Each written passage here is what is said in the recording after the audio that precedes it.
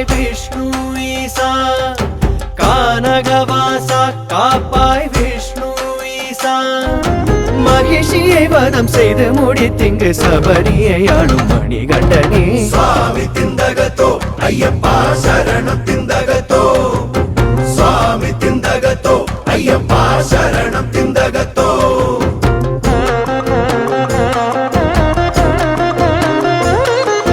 நிலையே இல்லா பிறப்பெனும் முதலாம் படியே, நிலையே இல்லா பிறப்பெனும் முதலாம் படியே.